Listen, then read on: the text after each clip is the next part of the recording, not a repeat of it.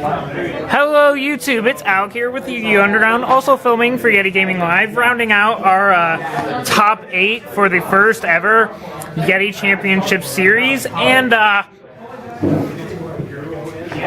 surprise, surprise guys, the last top 8 guy is none other than myself.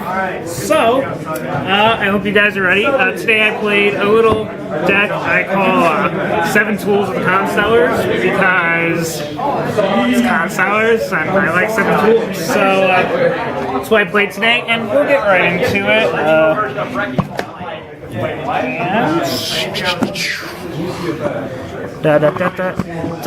I like that I get to do this from this side of the camera some more. Alright, enjoy the mat. First, 3 Pollux, 3 Kaus, 3 Sombre. This is all pretty standard stuff, you guys. Next, we got 3 LGD. A lot of people have been cutting this to 2 for more back row hit, but I figured that if you go first turn going first, making leadies, you win, and if you make other things, you win. I have special text in this deck to make sure that I really see my monsters a lot, and 1-for-1ing your LGD for a back row isn't a bad thing if you can come out with a Sombre late game and just blow the game out. So I still prefer 3 LGD, but a lot of people have been cutting to 2 just because, like, the more plays you get with your extra deck, like, the better the chances are that you're going to be winning that game. So, just my opinion on that. And to round it out, 2 Sheraton, 3 gets too foggy, especially in this build. So, just the 2, just kind of Stratos if you open slow. For the hand traps, I played 1 Honest and 2 Effect Veiler. Just kind of, Effect Veiler is really good this format. Max C, the most you're ever going to draw is like 1 or 2, so Max C isn't really something that I prefer. Honest is still dumb as ever though. And Tenki's at 3, so it looks like Bear's pretty good. And that rounds out the monsters. For spells, we got our search spells, 1 Rhoda, 3 Tenki, nothing to say there. 3 MST, a lot of back row to get through this format, guys, so gotta play that MST. Our Book of Moon and Dark Hole, really the 2 power spells in the format. And to round out the spell lineup, none other than 3 Upstart Goblin. I'm a firm believer of the Upstart Goblin, at least in Constellars. Constellars are not really an OTK deck. You whittle down your opponent's resources with your X-Seeds, and then you deal with the life points when you're done playing that game. Upstart, if you're going first, it makes the first turn leadies play, which is pretty much an automatic win, like just more guaranteed to happen. It lets you get into the better cards of your deck, since so many good cards are at 1 right now. And just really phenomenal for smoothing around the edges. I like that Upstart allows you to see your monsters more often, which is something really good for Constellars, which means that this guy, Sheraton, you can use him more and more often for dedicated Constellar Sombre searches, because Upstart's Goblin is letting you dig to your monsters a little bit quicker than before. Something that I encourage you guys to try out, Upstart and Constellars is definitely legit if you're going to be playing this deck. Last for the trap lineups, we got your power traps, TT, Compulse, Psalm Warning, Bottomless. I think pretty much everyone's playing these 4 today. Very common, very powerful, all at 1 for good reason, except maybe Bottomless, but beyond the point. Rounding out our traps to deter our opponent, we have 2 Fiendish Chain. Was considering a 3rd, couldn't really find room for it. The fact is that with 2, you can recycle it with leadies, so as long as you have 1 available to you with your leadies, you can lock your opponent out of effects for much more than just the Fiendish Chain's value. Dust Tornado, just to tear through more back row. And finally, not 1, not 2, but 3 7 Tools of the Bandit. 7 Tools of the Bandit is just too strong. All of the good trap cards in this game right now, as of now, are at 1, which means you can play into their back row. When you get them to flip their power trap, like Warning or Torrential, you flip 7 Tools, you negate it, and then you can use like Omega and other stuff to rip through the back row that really doesn't matter.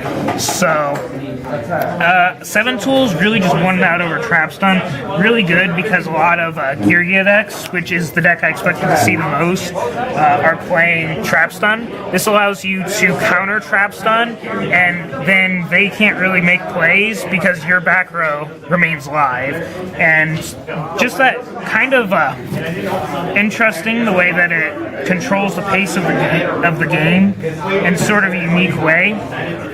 So I don't know, 7 Tools and Upstart Goblins are definitely the 2 techs that I felt made my deck unique for this event.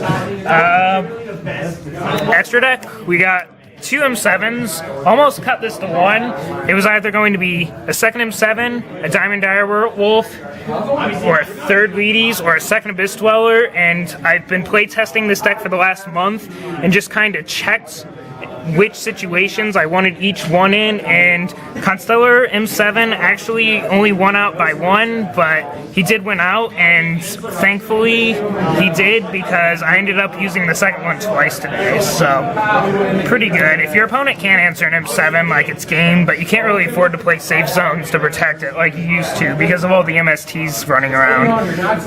2 Wheaties, was debating on the third one, but inevitably, like, if you get 2 of these off, you win, so the third one really just overkill at that point.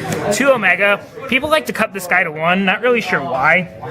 I enjoy making him when I have just like Pollux Algetti, stuff like that, because you can 2 for 2 him with back row, and 1 for 1 your opponent's back row out, so you can blow out the game with a Sombre or another Exceed play. So he's never really a bad thing to have lying around.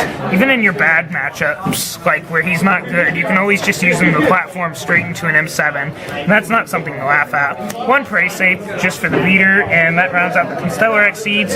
For the utilities, we got Tyrus, Volcasaurus, Abyss Dweller, Starliege, Gaia Charger, Maestro, Gaga Cowboy, and because I am citing Cyber Dragons for that pesky Geargia match, we are rounding it out with 1 Chimera Tech Fortress Dragon. Phenomenal, phenomenal card. I actually dropped it today for the first time since 2004, killing my Geargia match with a 5000 Chimera Tech beater. Hilarious. Speaking of that, side deck, there's the Cyber Dragons, the Nox, the Decrees. Decree's really powerful. It was really easy to side in Decree because I'm not running that many power traps, so you just take a few traps out and Decree starts hurting your opponent exponentially more than it hurts you. You can always bounce it back with Wheaties and a Pinch. So that's really that. DeFi was considering siding Macro, really just didn't have enough testing with it to feel confident with it. Just for like Mermails, anything that uses the graveyard since it doesn't really hurt you. 2DD Crow, this was mainly for spellbooks actually, because you can beam them out of their masters, but has utility against Mermails, maybe Boojins. I haven't really actually played Boojins, and luckily didn't today, so my experience with that's a little bit lacking, but it's a very good utility card, especially like if I were to play some random zombie thing or whatever. Rounding us out, we got 2 Divine Wrath. Really sided this for the mirror match. I was siding 2 Smashing Grounds to deal with Boojins and that other thing, the mirror match, but eventually, like, I found out that most of the Boojin builds and Constellar builds were maining a lot of Lances, which is something I didn't want to deal with. So if I need to deal with Constellar Wheaties and a Pinch, I'd rather just Divine Wrath, take the 2 for 2, but not have to worry about them having Lance and just winning the game from there. 1 Dust Tornado, just to kill side deck cards, which obviously were pretty strong. Rivalry and Light Imprisoning Me were both very common and both hurt this deck a lot. Rounding out the side deck, you heard a lot of talk about this card today. I actually cited 3 Mind Crush. Lets you just, if you're going first, like, just set cards and you can just blow them out of their power cards, blow them out of the monsters they need. Really, whatever you need to do, and opening 2 of these and like even drawing into the 3rd one just lets you have complete control of the game. So really was a satisfied customer with my Mind Crushes, and that is it for the deck, guys. If you guys are watching this on Yeti Gaming Live, please check us out at Yu-Gi-Oh! Underground. If you're watching us on Yu-Gi-Oh! Underground, check out Yeti Gaming Live. I have a number of feature matches, I think 3. You've got me beating Mermails, got me beating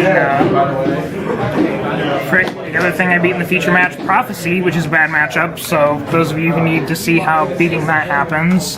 And me losing to Giria, Karakuri in top 8. Same guy I beat in my last round, but what are you going to do? Ended up winning the whole thing. Be sure to check out his deck profile and interview as well. Was very happy to come to you guys today in front of the camera. Very happy to do that. Be sure to rate, comment, subscribe. Check out those things I checked about, and I'm out, guys. So